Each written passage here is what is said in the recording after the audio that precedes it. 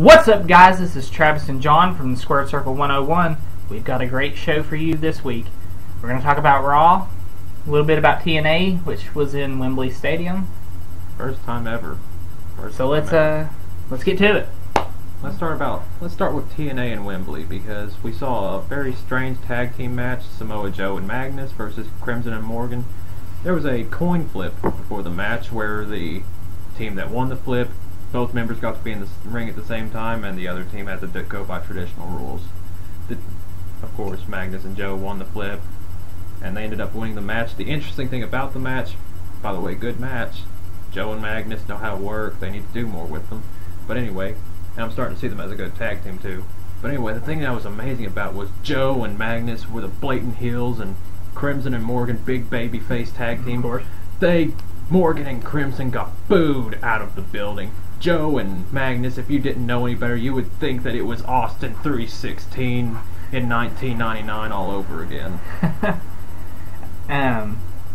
But also I know that Morgan, as the, more veteran as he become, played to, the fact that he was getting booed and didn't try to beg for the cheers, But Crimson, being the rookie and young guy that he is, he just kind of went through his normal motions. And tried to get the cheers, which he would never, and was never going to get. I mean, Magnus was in his home country. Joe is cheered, wherever. Even if he's a heel most of the time. I mean, England was treated to a Joe versus Punk match back in the day in Ring of Honor. So it wasn't part of the big trilogy. It was from a different time, not during their main rivalry. But anyway, we also saw the return of Hulk Hogan. And he turned out to be the trainer for Garrett Bischoff, as I believe you called, didn't you? Oh, yeah. I could see that from a mile away, people. And saw James Storm face Robert Roode and Bully Ray. We didn't see Jeff Hardy last night on Impact, but that's okay, because, quite frankly, Jeff Hardy's not as good as James Storm in my eyes. No, not at all. James Storm. I mean, he worked both those matches, which is great. Which Robert Roode, of course, is a great wrestler. Oh, yeah. I don't get what's up with Bully Ray doing the thing where he points at his calf muscles now and says he's got the biggest calves in the world when his calves are actually really skinny compared to the rest of his body. But also, let's not forget to note, what's that? The Royal Rumble was this past Sunday. Oh, yes, and I watched the Royal Rumble, all the matches, and I was pleasantly surprised by every match on the card. If you go back last week and listen to our predictions, I did pick Sheamus as a dark horse, but honestly did think Jericho was going to win it. But it did come down to Sheamus and Jericho, and the two of them practically had a match. Yeah. And it shows that, Sheamus is a good worker, and he's a young guy, gonna, give the WWE a long career, hopefully. And Jericho can make anybody look awesome. Yeah, I wonder what we're going to see at WrestleMania. Are we going to see Sheamus versus Bryan, Sheamus versus Barrett? We got the Elimination pay-per-view coming up. That could be anybody. Also, we were treated to a champion versus champion match on Raw this past Monday. CM Punk versus Daniel Bryan. Terrific match, but did you expect anything else from those two? I know I wasn't. And of course, it ended with Jericho coming out there and throwing Bryan out of the ring and hitting CM Punk with the code breaker, leading to a Bryan DQ, which of course he's going to say, I beat CM Punk, I'm the best champion in WWE. It was wrote really well, except for I have one question. What? And they tried to justify it on Raw, but it didn't make sense. Was that Jericho put his hands on Bryan first. Right. Doesn't that mean that CM Punk wins by DQ? No, if he grabs Bryan first, then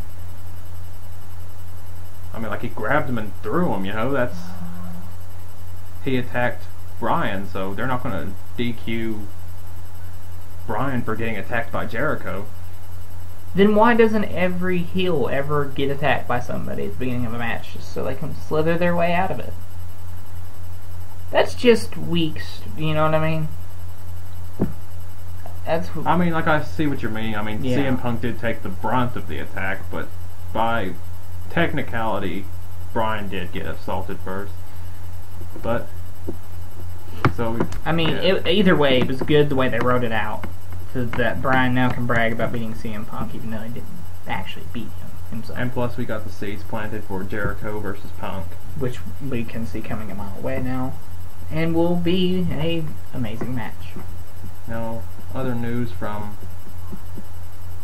the not the pay-per-view, but from Raw. The field of 6 for the Raw Elimination Chamber has been announced. We've got CM Punk defending the title against Dolph Ziggler, The Miz, R-Truth, Chris Jericho, and Kofi Kingston. Yes, Kofi Kingston. Remind me again how Kofi gets to qualify for the chamber? I do not know. I guess they're going to have Cena versus Kane again, so they're automatically out. However, Kofi did beat The Miz on Raw, so I guess they're trying to build him up as a credible contender. Well, they have to. I mean, what has he done? I mean, he was a part of a tag team that just lost their tag titles. They were a great tag team, though. Oh, yeah, but I mean, not to qualify for the big championship. You know what I mean? Now, here's the question it begs. Is this the beginning of the resurrection, if you will, of Kofi Kingston? I hope so. Kofi, I mean, deserves it. He had a good spot at the Royal Rumble where he went over the top rope and landed on his hands and did a handstand to get back in the ring. I mean, it's kind of weak that the fact that they quit pushing him just because Randy Orton got pissed at him in the first place. Especially considering Kofi's solid on the mic. He really is, after he dropped the Jamaican accent. And is an incredible in-ring worker. I mean, I don't know what more you want from him. Another thing to note from Raw is we kind of got a glimpse of Cena embracing the hate.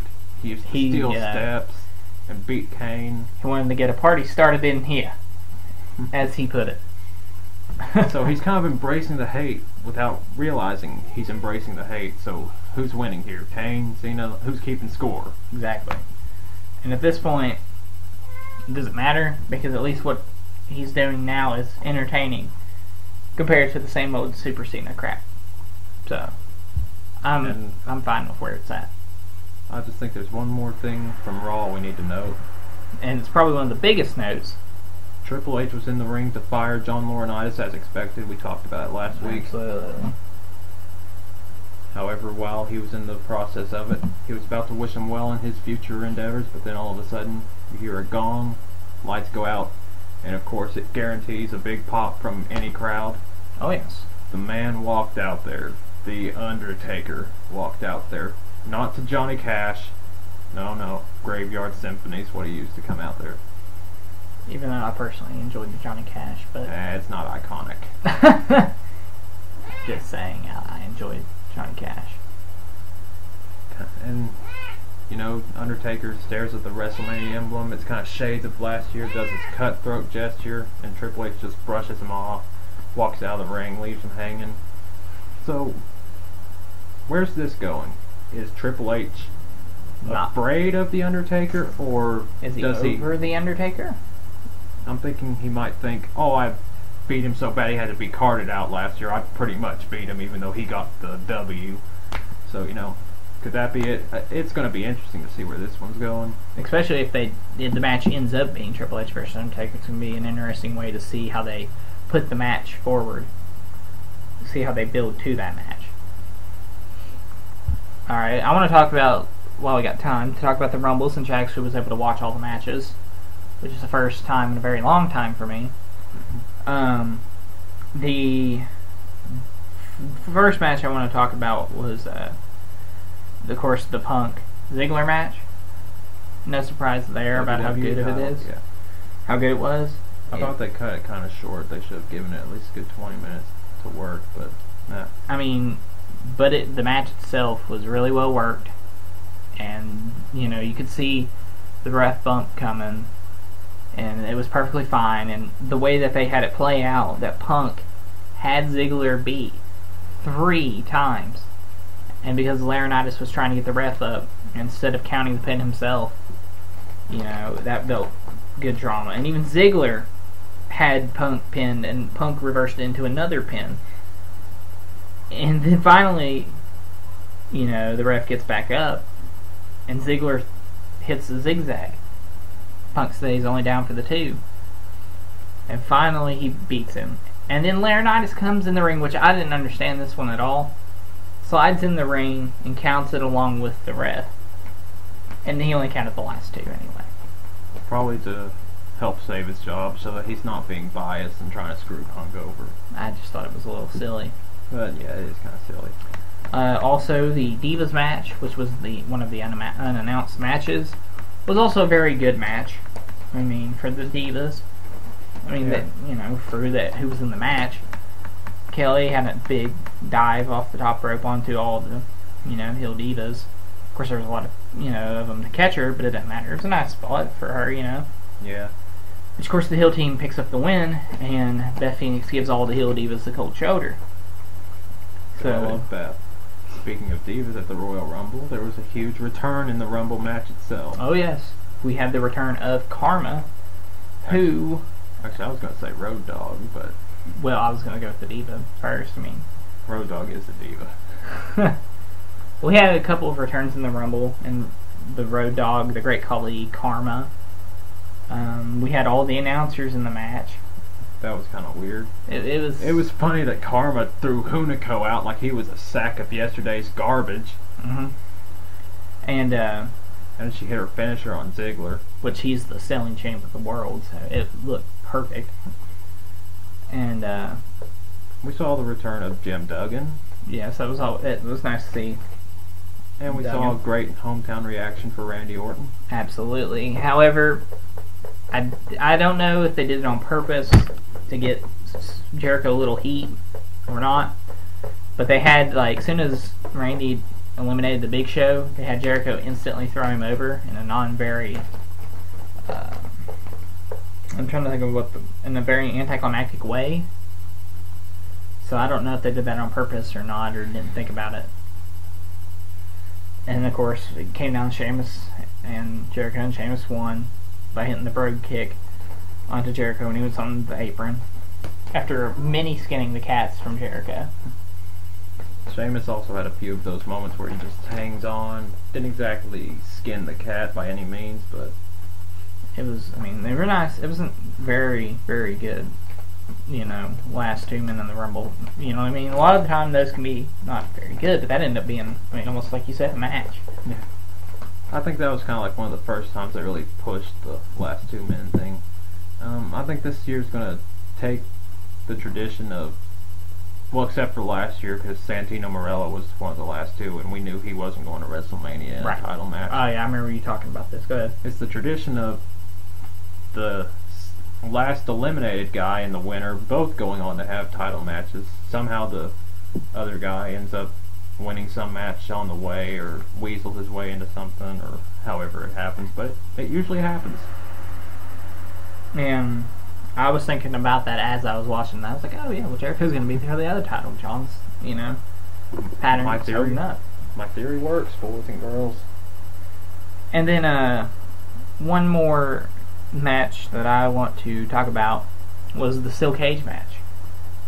And most people were really critical of it, but see, I enjoyed it for what I knew. This one. I knew what it was going to be going into it because of Mark Henry's injury. Yeah. So I knew it wasn't going to be long, and I knew it wasn't going to be, a spot fest or anything but that, means of imagination. Henry spent most of the time selling. Here's a spoiler alert for SmackDown. They write Mark Henry off because of his injury. They just write him off as suspended or something like that. Indefinitely, yeah. And also in the SmackDown Elimination Chamber, I've got spoilers for that too. Spoiler alert, but it's not spoiling any of the matches or anything, so I think we're going to get away with it. We've got champion Daniel Bryan defending against Wade Barrett, Cody Rhodes, Big Show, Randy Orton, and the guy that would have been Mark Henry is being replaced by, you guessed it, or you probably didn't, the Great Khali. Yes, the Great Khali. This will suck. And it really begs the question, how in the hell did Khali qualify? Here's a better question, or a better point to bring up. I thought he was released. I never heard that. I mean, it's just that he wasn't on TV forever, and He was, I think, doing Indian like Big Brother or something like that. No, that was last year. Was that last year? Then what was he Yeah. doing since he played the injury angle? I mean, he had that time where he was, alongside Jinder Mahal, but then he turned on Mahal, and then he went off TV for months. So, where was he? Who knows? Who knows? But the point is now he's in the Elimination Chamber match, going for the World Heavyweight Championship. And it will suck. Yeah. Unless he's eliminated early and can't ruin much. Or he somehow gets replaced in the match. I mean, crazier things have happened. And I was Replace him with thinking, Drew McIntyre. He was great in last year's Elimination Chamber, so give it to him. anything we are forgetting? I would like to point something out. It's just a little note. Guess who is the FCW Divas champion? Who? I don't have a guess in the world. Vicky and Eddie's daughter. Oh, cool. Guess what her finisher is? The Frog Splash? The Gory Bomb. Ah, very good. Very Yeah. nice. A Guerrero trademark. Mm-hmm. Originated by the late, great Eddie Guerrero's late, great father, Gory Guerrero. Absolutely. Excellent. And she's not, I mean, for as inexperienced as she isn't that bad in the ring. Okay. No matter, she could go in there without a day of experience and she would be perfect in the ring, and there's one reason why. What is her last name? Guerrero. Period. And End of story. She also picked up mic skills from her mother. She draws really good heat. That's from being annoying, though, so. But she's not annoying about it. Oh. She's just really loud. Or maybe she's just a heel Eddie. He could draw good heat when he was a That's heel. true. She's got the genes, for sure, for the business. Which is always a nice thing, you know, since, of course, how we lost Eddie. So, Rest in peace, Eddie. Probably would have had several more championship reigns, but that'll do it for this week's edition of the Squared Circle 101. thank you all for watching. Please make sure to like us on Facebook, subscribe to our channel, tell your friends about us, comment. And also be sure to get on Travis Wade Daniels' Facebook page. That's Travis Wade Daniels on Facebook, and tell him exactly who you think is going to win the Super Bowl or anything else you want to tell him. That's Travis Wade Daniels' Facebook page. Get on there and say whatever you want to him. Okay, thank you all for watching. See you next week. Godspeed.